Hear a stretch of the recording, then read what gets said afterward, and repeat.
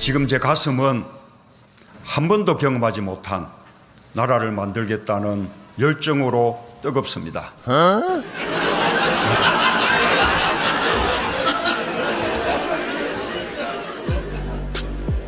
안녕하세요. 자유필름 김현지입니다. 지금은 우한 폐렴으로 인해 어려움을 많이 겪고 있는 시기인데요. 정부는 때를 맞췄다는 듯 코로나 재난기본소득 이야기를 꺼내고 있고 소상공인 임대료를 대신 내주겠다는 등 포퓰리즘 정책을 쏟아내고 있습니다. 그래서 지금부터 문재인 정부가 싸질러 놓은 정책을 비판하는 일파만파 회장단 여러분들의 목소리를 들어보도록 하겠습니다. 나라가 우한 폐렴으로 큰 곤욕을 치르고 있습니다. 정부는 의사협회의 중국 관광객 입국 금지 권고를 6번이나 무시했고요. 박능우 보건복지부 장관은 2월 26일 국회에서 우한 바이러스는 한국인이 중국 갔다 들어오면서 감염원을 가지고 온 것이라고 말했습니다. 대한민국은 이런 얼빠진 사람들이 정부 요직에 앉아 있습니다.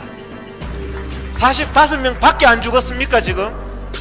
문재인이가 잘 대처해서 45명 밖에 안 죽었다는 이런 파렴치한 말을 하고 있습니다. 광우병 때는 단 한 명의 국민 생명 운운하더니 광우병이 어디 있습니까? 전 세계에 단 한 명의 국민 생명 찾으면서 광화문에 촛불 들던 사람들이 다 어디로 갔습니까 지금?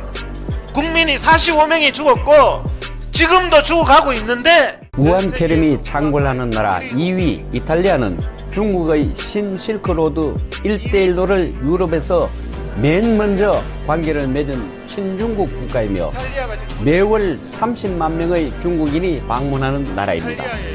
3위를 달리는 이란은 반미 국가이며 중국과 무기 개발을 교류하는 밀월 관계의 나라이고 4위는 한국입니다. 이동욱 경기도 의사협회 회장은 이 순위는 결코 우연이 아니라고 말하고 있습니다.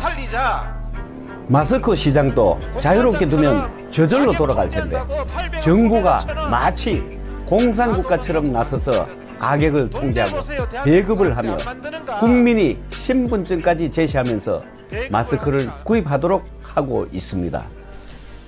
제가 KBS에서 했는 얘기가 있어요. 이 마스크 공산주의처럼 배급하지 마라. 소설가 김규나 씨는 처방전도 없는 마스크를 왜 약국에서 사야 하는지, 약사가 왜 공무원처럼 정부 지시를 받아야 하는지 모르겠으며, 그리고 이렇게 가다가 앞으로 쌀과 빵, 고기, 분유 등 생필품을 사기 위해 요일별로 줄을 서고 신분증을 내밀어야 할 날이 올 건가? 라고 묻고 있습니다. 구로 콜센터 코로나 확진자가 3월 16일 현재 129명입니다. 마주한 건물에는 국민건강관리공단 외국인 전용 사무소가 있어서 하루 종일 90% 이상의 중국인들이 우글우글하다고 합니다. 근처에는 차이나타운도 있고요. 그런데 방송에서는 중국인들이 곤란한 말은 일체 안 하고 있습니다. 네, 우한 폐렴 전파 원인이 중국인이라고 말 못하는 정부. 정말 통탄스럽습니다. 우한 폐렴 사태 초기 대응으로 중국인 국내 유입을 막지 않는 것은 현 정부의 큰 잘못이라고 평가될 것이 분명할 것입니다. 그리고 선거를 앞둔 지금 포퓰리즘 정책이 쏟아지고 있다고 하죠? 정부는 지금 우한 폐렴으로 인해 추경 30조 원을 준비하고 있습니다.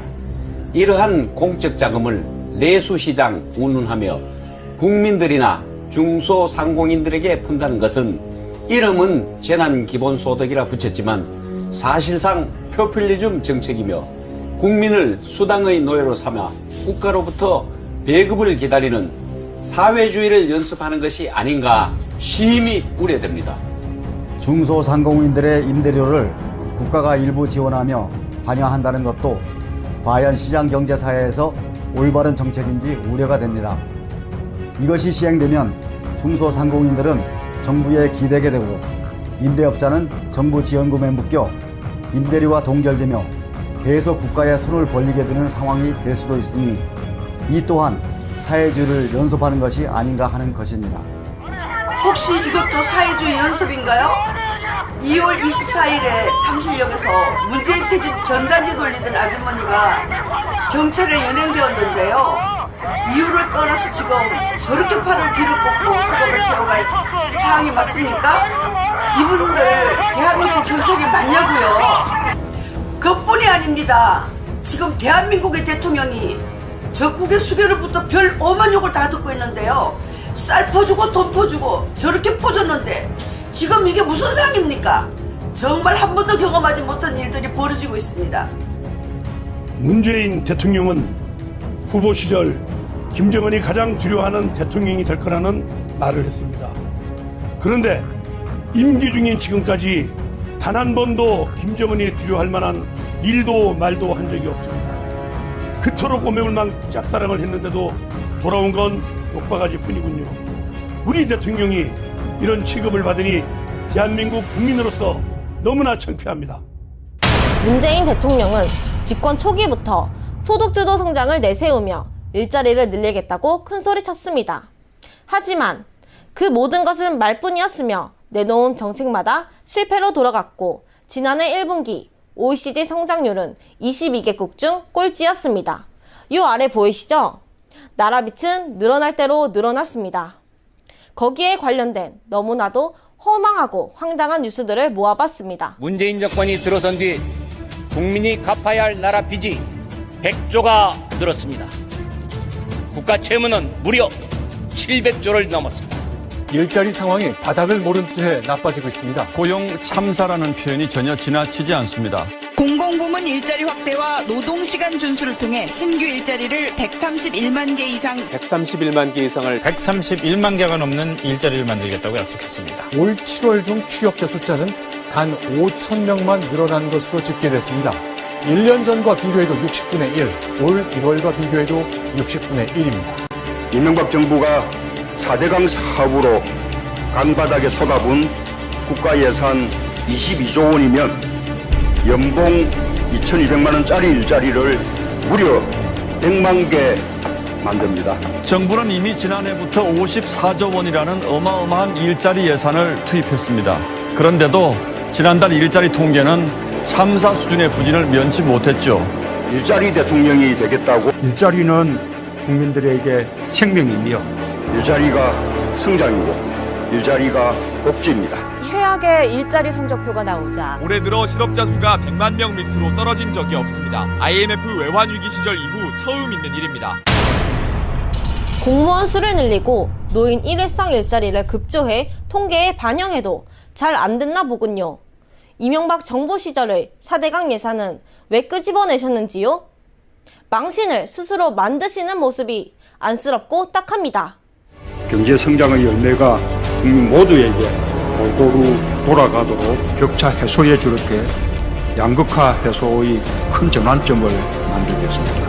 통계청이 올 1분기 가계소득을 분석한 결과 양극화가 더 심해진 것으로 나타났습니다. 체감 실업률이 기록적으로 높아지면서 아르바이트생 등 실질적인 실업자까지 포함하는 체감 실업률은 집계 이후 가장 높게 나왔습니다. 전반적인 가계소득도 높아졌습니다.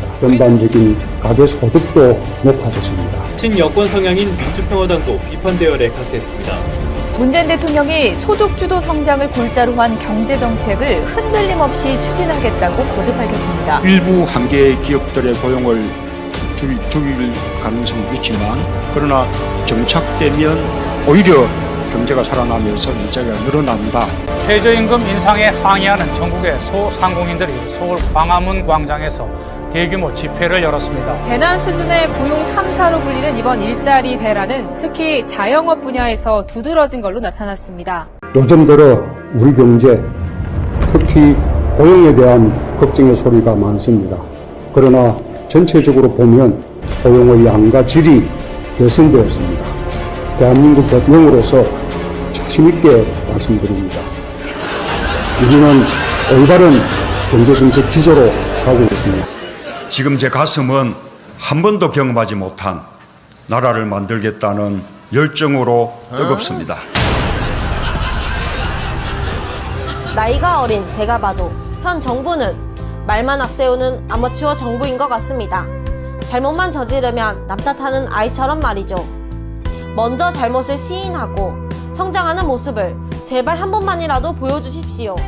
한 번도 경험하지 못한 나라. 마치겠습니다. 자유필름 김현지였습니다.